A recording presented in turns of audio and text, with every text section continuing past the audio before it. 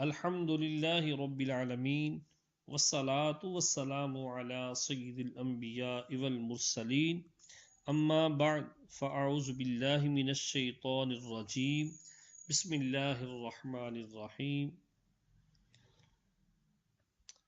وضو کے بارے میں کچھ احادیث مبارکہ بیان کی گئیں اور ایک آیت کریمہ میں نے تلاوت کی۔ اس آیت کریمہ کے اندر وضو کے 4 فرائض کا ذکر کیا گیا ہے۔ صفحہ نمبر بہار شریعت کا 288 احکام فقہی جو بیان کیے جائیں گے، وہ 4 فرض جو آیت کریمہ کے اندر مذکور ہیں۔ نمبر 1 منہ دھونا، نمبر 2 کوہنیوں سمیت دونوں ہاتھوں کا دھونا، نمبر 3 سر کا مسح کرنا، اور نمبر 4 ٹخنوں سمیت دونوں پاؤں کا دھونا۔ فائدہ: کسی عضو کے دھونے کے یہ معنی ہے کہ اس عضو کے ہر حصے پر کم سے کم 2 بوند 2 قطرے پانی بہہ جائے۔ بھیگ جانے یا تیل کی طرح پانی چپڑ لینے یا ایک آدھ بوند بہہ جانے کو دھونا نہیں کہیں گے، نہ اس سے وضو یا غسل ادا ہوگا۔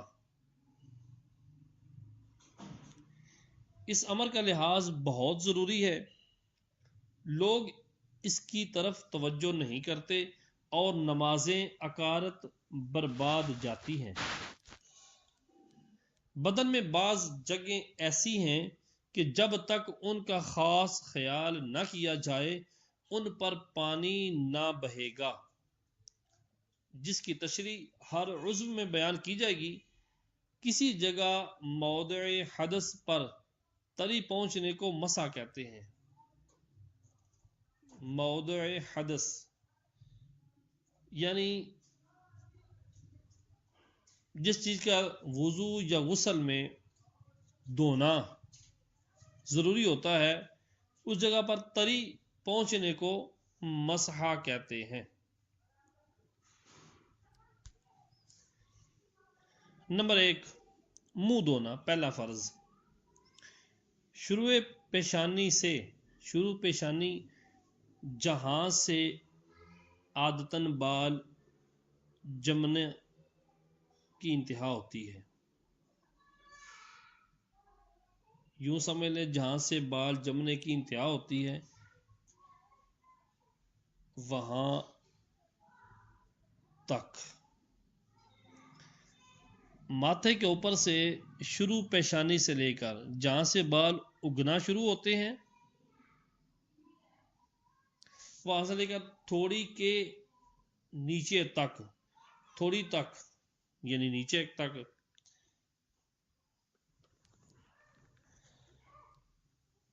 ایک کان کی لو سے دوسرے کان کی لو تک، یہ درمیان میں جو عرض ہے، اتنے حصے کو منہ کہتے ہیں۔ جہاں سے عادتاً بال اگنا شروع ہوتے ہیں وہاں سے لے کر تھوڑی کے نیچے تک، یہ طولن، اور ایک کان کی لو سے لے کر دوسرے کان کی لو تک، یہ درمیان میں منہ ہے۔ اس حد کے اندر جلد کے ہر حصے پر ایک مرتبہ پانی بہانا فرض ہے۔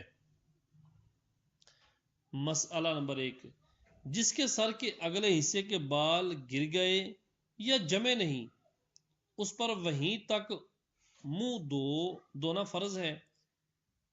یعنی عام طور پر عادتاً جہاں سے بال اگنا شروع ہوتے ہیں اس کے اندر ہی اس کے لیے منہ دھونا یہ ضروری ہے، جہاں تک عادتاً بال ہوتے ہیں۔ اور اگر عادتاً جہاں تک بال ہوتے ہیں اس سے نیچے تک کسی کے بال جمے تو ان زائد بالوں کا جڑ تک دھونا فرض ہے۔ ہوتا تو یہ ہے کہ عام طور پر ماتھے کے اوپر سے بال اگتے ہیں، لیکن اگر کسی کے تھوڑا سے نیچے آ گئے، عادت سے ہٹ کر نیچے بال آ گئے ماتھے کی طرف، تو اس کے لیے جلد کا دھونا، بالوں کی جلد کا دھونا ضروری ہے۔ مسئلہ نمبر 2، مونچھوں یا بھووں یا بچی کے بال گھنے ہوں، مونچھ اور بھووں آبروؤں کے اوپر جو ہے،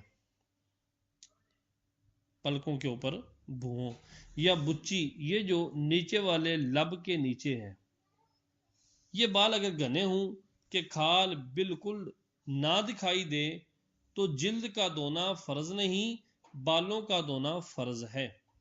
اور اگر ان جگہوں کے بال گھنے نہ ہوں تو جلد کا دھونا بھی فرض ہے۔ نمبر 3، اگر مونچھیں بڑھ کر لبوں کو چھپا لیں تو اگرچہ گھنی ہوں، مونچھیں ہٹا کر لب کا دھونا فرض ہے۔ مسئلہ نمبر 4، داڑھی کے بال اگر گھنے نہ ہوں تو جلد کا دھونا فرض ہے، اور اگر گھنے ہوں تو گلے کی طرف دبانے سے جس قدر چہرے کے گرد میں آئیں ان کا دھونا فرض ہے،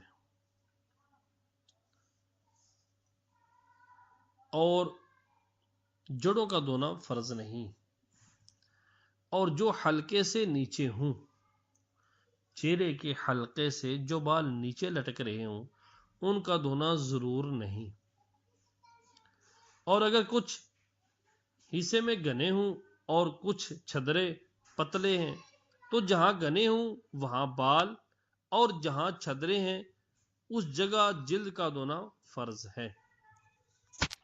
نمبر 5، لبوں کا وہ حصہ جو عادتاً لب بند کرنے کے بعد ظاہر رہتا ہے، عام طور پہ لب بند کر دیے جائیں تو کچھ حصہ نظر آتا ہے، اس کا دھونا فرض ہے۔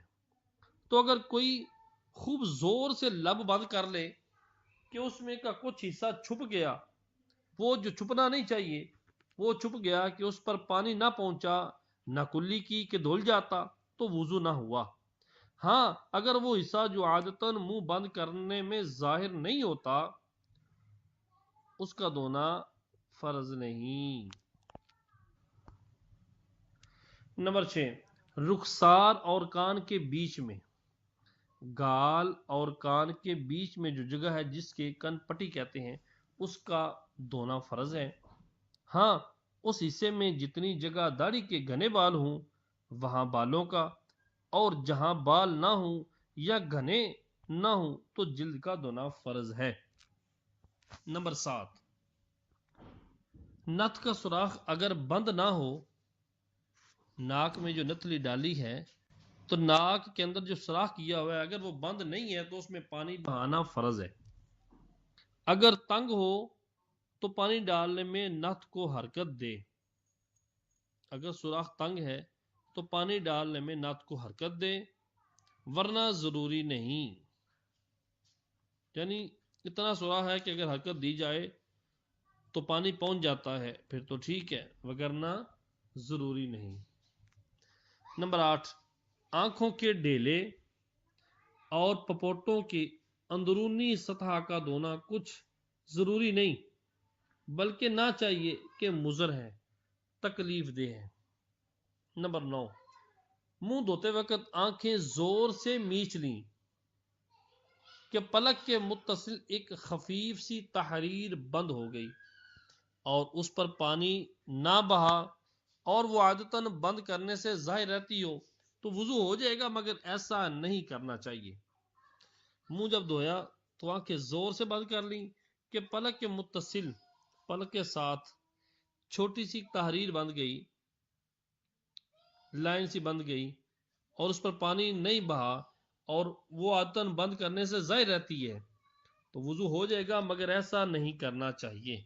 اور اگر کچھ زیادہ دھلنے سے رہ گیا، اتنی زور سے بند کر دی کہ تحریر نہیں بلکہ زیادہ جگہ رہ گئی دھلنے سے، تو وضو نہ ہوگا۔ نمبر 10، آنکھ کے کنویں جو ناک کی طرف کونا ہوتا ہے آنکھ کا، آنکھ کے کنویں پر پانی بہانا فرض ہے، مگر سرمے کا جرم کنویں یا پلک میں رہ گیا اور وضو کر لیا اور اطلاع نہ ہوئی تو نماز پڑھ لی تو حرج نہیں، نماز ہو گئی، وضو بھی ہو گیا، اور اگر معلوم ہے تو اسے چھڑا کر پانی بہانا ضروری ہے۔ نمبر 11، پلک کا ہر بال پورا دھونا فرض ہے۔ اگر اس میں کیچڑ وغیرہ کوئی سخت چیز جم گئی، آنکھ سے نکلی، پلک کے اوپر جم گئی، کسی بال کے اوپر جم گئی، تو اس کو چھڑا کر پانی بہانا بال کے اوپر یہ فرض ہے۔ اگر اس میں کیچڑ وغیرہ کوئی سخت چیز جم گئی ہو تو چھڑانا فرض ہے۔ نمبر 2، ہاتھ دھونا۔ یہاں تک منہ دھونے کا ذکر تھا، پہلا فرض، اب یہاں سے ہاتھ دھونا۔ ہاتھ دھونا اس حکم میں کونیاں بھی داخل ہیں، کوہنیوں سمیت ہاتھوں کا دھونا فرض ہے۔ مسئلہ نمبر 12، اگر کوہنیوں سے ناخن تک کوئی جگہ ذرہ بھر بھی دھلنے سے رہ جائے گی تو وضو نہ ہوگا۔ نمبر 13، ہر قسم کے جائز و ناجائز گہنے، چھلے، انگوٹھیاں، پونچیاں، یہ بھی ایک زیور ہے جو کلائی میں پہنا جاتا ہے، کنگن، کانچ، لاکھ وغیرہ کی چوڑیاں، ریشم کے لچھے وغیرہ اگر اتنے تنگ ہوں کہ نیچے پانی نہ بہے، یہ چیزیں پہنی ہوئی ہیں، انگوٹھیاں، چھلے وغیرہ پہنے ہوئے ہیں، اتنے تنگ ہیں کہ ان کے نیچے سے پانی نہیں گزرتا تو اتار کر دھونا فرض ہے، اور اگر صرف ہلا کر دھونے سے پانی بہہ جاتا تو حرکت دینا ضروری ہے، اور اگر ڈھیلے ہوں کہ بلا ہلائے بھی، بغیر ہلائے بھی نیچے پانی بہہ جائے گا تو کوئی ضروری نہیں، نہ حرکت دینا ضروری ہے نہ اتارنا ضروری ہے۔ نمبر 14، ہاتھوں کی 8 گھائیاں کہتے ہیں کہ انگلیوں کے درمیان والی جگہ، ہاتھوں کی 8 گھائیاں، انگلیوں کی کروٹیں، سائڈیں، ناخنوں کے اندر جو جگہ خالی ہے، کلائی کا ہر بال، جڑ سے نوک تک، ان سب پر پانی بہہ جانا ضروری ہے۔ اگر کچھ بھی رہ گیا یا بالوں کی جڑوں پر پانی بہہ گیا لیکن ایک بال کی نوک پر نہ بہا، وضو نہ ہوا، مگر ناخنوں کے اندر کا میل معاف ہے۔ میرے بھائیوں دیکھیے کس قدر احتیاطی ہیں وضو کے اندر، لیکن بے توجہی کی وجہ سے کئی ایسے لوگ ہوں گے جن کے وضو رہ جاتے ہیں، اور اگر وضو یا غسل رہ جائے تو کوئی عبادت ادا نہیں ہوگی۔ نمبر 15، بجائے 5 کے 6 انگلیاں ہیں تو سب کا دھونا فرض ہے، اور اگر ایک مونڈے پر 2 ہاتھ نکلے تو جو پورا ہے اس کا دھونا فرض ہے، اور اس دوسرے کا دھونا فرض نہیں، مستحب ہے، مگر اس کا وہ حصہ کہ اس ہاتھ کے موضع فرض سے متصل ہے، اتنے کا دھونا فرض ہے، یعنی اس کا وہ حصہ ہاتھ کا جو اس کے پورے ہاتھ کے ساتھ متصل ملا ہوا ہے، لیکن جو پورا ہاتھ ہے وہاں جس جگہ وہ جڑا ہوا ہے اس جگہ کا دھونا ضروری ہے، تاکہ وہ پورا ہاتھ جو ہے وہ مکمل دھل جائے۔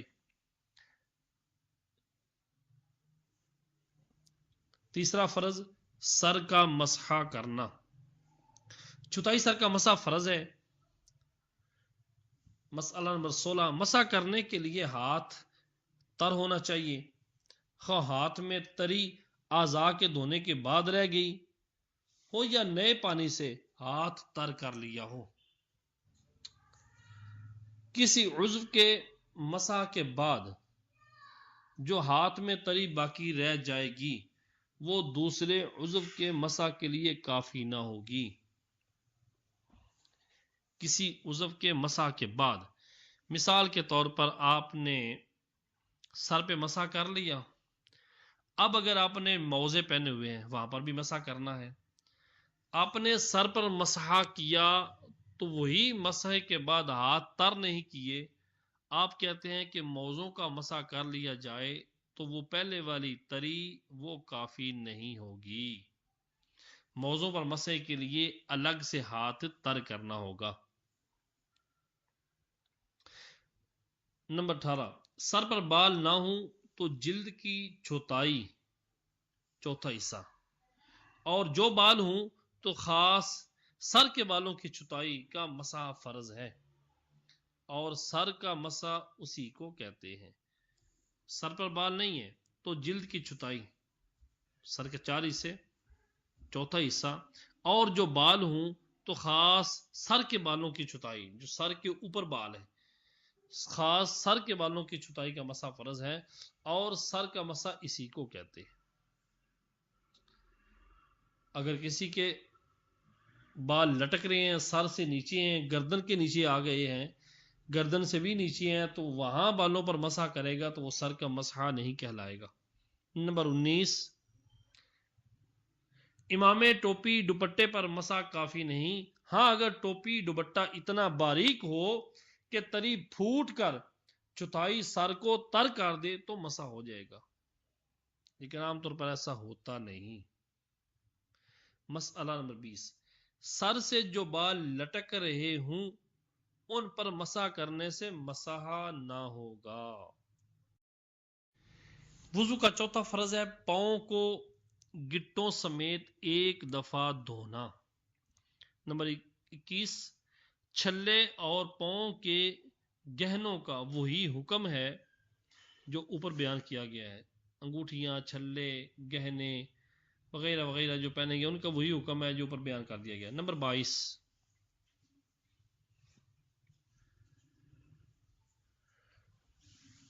بعض لوگ کسی بیماری کی وجہ سے پاؤں کے انگوٹھوں میں اس قدر کھینچ کر دھاگا باندھ دیتے ہیں کہ پانی کا بہنا تو درکنار دھاگے کے نیچے والا حصہ تر بھی نہیں ہوتا، ان کو اس سے بچنا لازم ہے کہ اس صورت میں وضو نہیں ہوتا۔ انگوٹھے ہوں، انگلیاں ہو، اگر دھاگا اس قدر سختی سے باندھا ہوا ہے کہ دھاگے کے نیچے پانی نہیں بہے گا تو بچنا پڑے گا اس چیز سے، اس کو اتارنا پڑے گا، ہلانا پڑے گا، سائڈ پہ کرنا پڑے گا، پانی کو بہانا وہاں پر ضروری ہے۔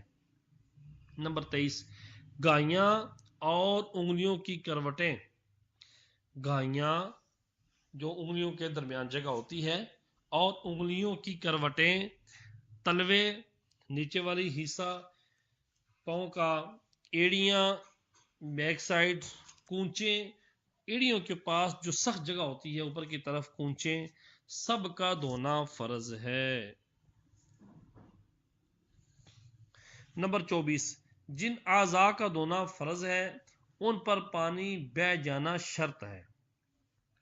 جو اعضاء وضو میں دھونا فرض ہے ان اعضاء پر پانی کا بہہ جانا شرط ہے، چاہے 2 بوند ہی ہو۔ یہ ضرور نہیں کہ قصدن پانی بہائے، یہ ضروری نہیں کہ ارادہ کر کے پانی بہائے، اگر بلا ارادہ، بلا قصد و اختیار بھی ان پر پانی بہہ جائے، مثلا می برسا اور اعضائے وضو کے ہر حصے سے 2 قطرے می کے بہہ گئے، وہ اعضاء دھل گئے، اور سر کا چوتھائی حصہ نم ہو گیا، یا کسی تالاب میں گر پڑا، چھلانگ لگا دی اور اعضائے وضو پر پانی گزر گیا تو وضو ہو گیا۔ لیکن تالاب سے مراد وہی تالاب ہے کہ جس کا پانی صاف ہے، دا در دا سے زیادہ ہو، یا پھر اگر چھوٹا ہے تو اس کا پانی پاک ہو۔ نمبر 25، جس چیز کی آدمی کو عموماً یا خصوصاً ضرورت پڑتی رہتی ہے اور اس کی نگہداشت و احتیاط میں حرج ہو، ناخنوں کے اندر یا اوپر یا اور کسی دھونے کی جگہ پر اس کے لگے رہ جانے سے اگرچہ جرم دار ہو، اگرچہ اس کے نیچے پانی نہ پہنچے، اگرچہ سخت چیز ہو، وضو ہو جائے گا۔ جیسے پکانے، گوندنے والوں کے لیے آٹا، رنگ ریز کے لیے رنگ کا جرم، عورتوں کے لیے مہندی کا جرم، لکھنے والے کے لیے روشنائی کا جرم، مزدور کے لیے گارا مٹی، عام لوگوں کے لیے کوئے یا پلک میں سرمے کا جرم، اسی طرح بدن کا میل، مٹی، غبار، مکھی، مچھر کی بیٹ وغیرہ۔ اگر یہ چیزیں لگی رہ بھی جائیں تو وضو ہو جائے گا، کیونکہ ان کو اتارنے میں حرج ہے، پریشانی لاحق ہو سکتی ہے۔ اس وجہ سے یہ جو چیزیں ہیں ان لوگوں کے لیے حتی الامکان کوشش کر کے جتنی تو آسانی سے یہ چھوٹ سکے تو چھڑا لی جائیں، وگرنہ اگر لگی رہ بھی جائیں کچھ نہ کچھ تو ان کے کرنے سے، وضو کرنے سے، ان کے لگے رہنے سے وضو ادا ہو جائے گا۔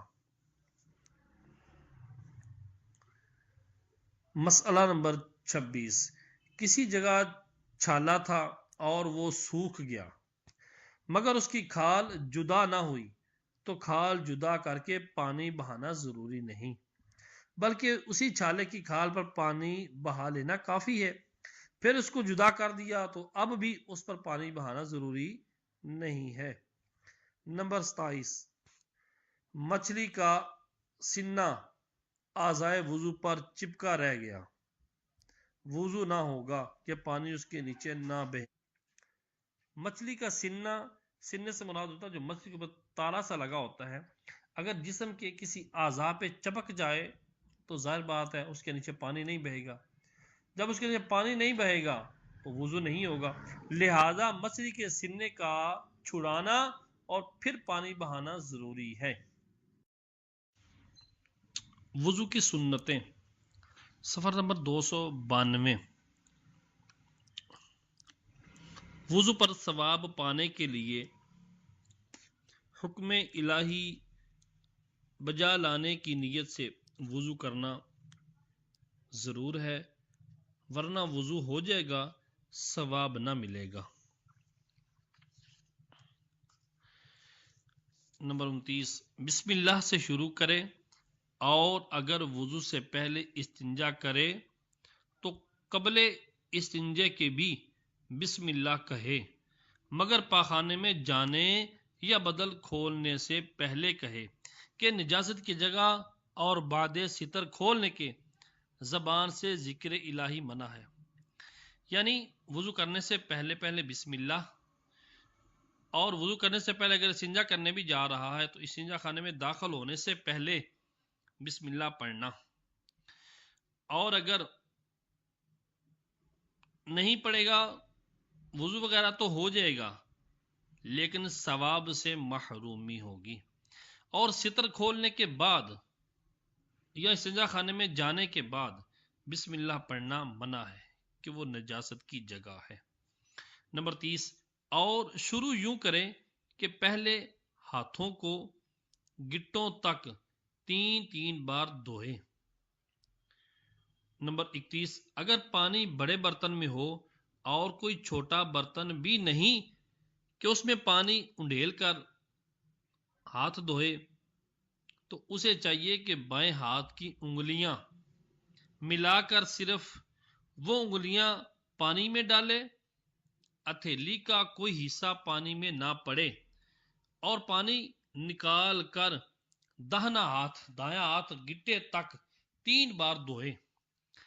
پھر داہنے ہاتھ کو جہاں تک دھویا ہے بلا تکلف پانی میں ڈال سکتا ہے اور اس سے پانی نکال کر بائیں ہاتھ کو دھو لے۔ نمبر 32، یہ اس صورت میں ہے کہ ہاتھ میں کوئی نجاست نہ لگی ہو۔ جو بائیں ہاتھ کی انگلیاں ڈالنی ہے پانی کے اندر اس خیال سے کہ اس ہاتھ پہ نجاست نہ لگی ہو، ورنہ کسی طرح ہاتھ ڈالنا جائز نہیں۔ ہاتھ ڈالے گا تو پانی ناپاک ہو جائے گا۔ نمبر 33، اگر چھوٹے برتن میں پانی ہے یا پانی تو بڑے برتن میں ہے مگر وہاں کوئی چھوٹا برتن بھی موجود ہے اور اس نے بے دھویا ہاتھ پانی میں ڈال دیا بلکہ انگلی کا پورا یا ناخن ڈالا تو وہ سارا پانی وضو کے قابل نہ رہا، مائع مستعمل ہو گیا۔ مائع مستعمل کے حکام آگے آئیں گے کہ مائع مستعمل قابل وضو نہیں رہتا۔ نمبر 34، یہ اس وقت ہے کہ جتنا ہاتھ پانی میں پہنچا اس کا کوئی حصہ بے دھلا ہو، ہاتھ کا کوئی حصہ بے دھلا ہو، ورنہ اگر پہلے ہاتھ دھو چکا اور اس کے بعد حدث نہ ہوا تو جس قدر حصہ دھلا ہوا ہو اتنا پانی میں ڈالنے سے مستعمل نہ ہوگا، اگرچہ کوہنی تک ہو۔ بلکہ غیر جنب نے اگر کوہنی تک ہاتھ دھو لیا، جنبی بندہ نہیں ہے، حدث اکبر لاحق نہیں ہے، جنبی نہیں ہے، اگر کوہنی تک ہاتھ اس نے پہلے دھو لیا تو اس کے بعد بغل تک وہ ہاتھ آگے ڈال سکتا ہے کہ اب اس کے ہاتھ پر کوئی حدث باقی نہیں۔ ہاں، جنب کوہنی سے اوپر اتنا ہی حصہ ڈال سکتا ہے جتنا وہ دھو چکا ہے کہ اس کے سارے بدن پر حدث ہے۔ مسئلہ نمبر 35، جب سو کر اٹھے تو پہلے ہاتھ دھوئے، استنجے کے قبل بھی اور بعد بھی۔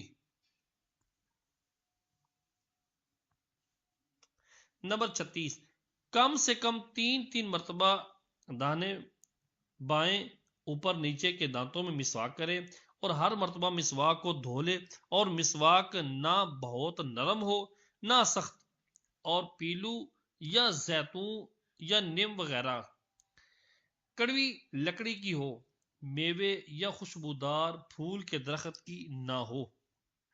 چنگلیا ہوتا ہے ہاتھ کی سب سے چھوٹی انگلی، چنگلیا کے برابر موٹی اور زیادہ سے زیادہ ایک بالشت لمبی ہو، ایک کٹ، اور اتنی چھوٹی بھی نہ ہو کہ مسواک کرنا دشوار ہو۔ جو مسواک ایک بالش سے زیادہ ہو اس پر شیطان بیٹھتا ہے۔ مسواک جب قابل استعمال نہ رہے تو اسے دفن کر دیں یا کسی جگہ احتیاط سے رکھ دیں کہ کسی ناپاک جگہ نہ گرے، کہ ایک تو وہ آلہ ادائے سنت ہے، سنت ادا کرنے والا آلہ ہے، اس کی تعظیم چاہیے۔ دوسرا، آب دہن مسلم ناپاک، آب دہن مسلم یعنی مسلمان کے منہ کا پانی ناپاک جگہ ڈالنے سے خود محفوظ رکھنا چاہیے، اسی لیے پاخانہ میں تھوکنے کو علماء نے نامناسب لکھا ہے۔ 37، مسواک دائیں ہاتھ سے کرے اور اسی طرح ہاتھ میں لے کر چنگلیا مسواک کے نیچے اور بیچ کی 3 انگلیاں اوپر اور انگوٹھا سرے پر نیچے ہو اور مٹھی نہ باندھے۔ مسواک پکڑنے کا طریقہ کار کیا ہے؟ داہنے ہاتھ میں لے، اس طرح لے کہ چنگلیاں مسواک کے نیچے ہو، دائیں ہاتھ کی جو چھوٹی انگلیاں مسواک کے نیچے ہو اور بیچ کی 3 انگلیاں مسواک کے اوپر، اور انگوٹھا سرے پر نیچے ہو اور مٹھی بند نہ کرے۔ نمبر 38، دانتوں کی چوڑائی میں مسواک کرے، چوڑائی میں دائیں بائیں، لمبائی میں نہیں۔ چت لیٹ کر مسواک نہ کرے، لیٹ کر کمر کے بل پیچھے لیٹ کر مسواک نہ کرے۔ 39، پہلے داہنی جانب کے اوپر کے دانت مانچے، پھر بائیں جانب کے اوپر کے دانت، پھر داہنی جانب کے نیچے کے، پھر بائیں جانب کے نیچے کے۔ نمبر 40، جب مسواک کرنا ہو تو اسے دھو لے، یوں ہی فارغ ہونے کے بعد دھو لے، اور زمین پر پڑی نہ چھوڑ دے بلکہ مسواک کھڑی رکھے، اور ریشہ کی جانب اوپر ہو۔ جس طرف سے منہ میں مسواک کرتا ہے وہ جو اس کا جو رخ ہے منہ میں ڈالنے والے مسواک کرنے کا جو طریقہ کار ہے وہ جب رکھے تو وہ کھڑی رکھے۔ نیچے وضاحت میں لکھتے ہیں لیکن بلند جگہ پر لٹا کر رکھنے میں حرج نہیں۔ امام اہل سنت اعلیٰ حضرت امام اہل سنت امام احمد رضا خان علی رحمت الرحمن فرماتے ہیں یعنی زمین پر لٹا کر نہ رکھے کہ گندگی سے آلودہ ہوگی، ہاں اگر کسی بلند جگہ پر رکھے تو لٹا کر رکھنے میں حرج نہیں۔ 41 اگر مسواک نہ ہو تو انگلی یا سنگین کپڑے سے دانت مانج لے، کسی سخت کپڑے سے دانت مانج لے۔ یوں ہی اگر دانت نہ ہو تو انگلی یا کپڑا مسوڑوں پر پھیر لے۔ نمبر 42 مسواک نماز کے لیے سنت نہیں بلکہ وضو کے لیے، تو جو ایک وضو سے چند نمازیں پڑھے اس سے ہر نماز کے لیے مسواک کا مطالبہ نہیں جب تک تغیر رائحہ نہ ہو گیا، یعنی اگر اس کی منہ کی بدبو نہیں پھیل گئی، اس کے منہ کے اندر اس کی جو خوشبو ہے وہ چینج نہیں ہوگی تو مسواک نہیں کہا جائے گا کرو۔ اگر منہ کا ذائقہ، منہ کی وہ بدبو نہیں جا رہی تو مسواک کا کہا جائے گا کہ مسواک کر کے نماز کے لیے آؤ، ورنہ اس کے دفع کے لیے مستقل سنت ہے۔ اگر اس کے منہ میں بدبو آتی ہے تو اس کے لیے ضروری ہے اس بدبو کو دور کرنے کے لیے کہ مستقل طور پر وہ سنت اپنائے اور منہ سے اپنی بدبو کو دور کرے مسواک کے ذریعے۔ البتہ اگر وضو میں مسواک نہ کی تھی تو اب نماز کے وقت کر لے۔ 43 پھر 3 چلو پانی سے 3 کلیاں کرے کہ ہر بار منہ کے ہر پرزے پر پانی بہہ جائے، اور روزہ دار نہ ہو تو غرغرہ کرے۔ غرغرہ کیا ہوتا ہے؟ پانی منہ میں ڈال کر اچھی طرح پانی کو اندر گھمائے اور گلے کی طرف پانی کو لے کر جائے۔ نمبر 44 پھر 3 چلو سے 3 بار ناک میں پانی چڑھائے کہ جہاں تک نرم گوشت ہوتا ہے ہر بار اس پر پانی بہہ جائے، اور روزہ دار نہ ہو تو ناک کی جڑ تک پانی پہنچائے، اور یہ دونوں کام دائیں ہاتھ سے کرے، پھر بائیں ہاتھ سے ناک صاف کرے۔ 45 منہ دھوتے وقت داڑھی کا خلال کرے بشرط یہ کہ احرام نہ باندھے ہو، اور احرام نہ باندھے ہو تو داڑھی کا خلال کرے۔ خلال کرنے کا طریقہ کیا ہے؟ اس طرح کرے کہ انگلیوں کو گردن کی طرف سے داخل کرے، نیچے ہاتھ رکھ کے داڑھی کے اندر داخل کرے اور سامنے اس کی طرف سے نکال لے۔ داڑھی کا خلال کرنا سنت مبارکہ ہے۔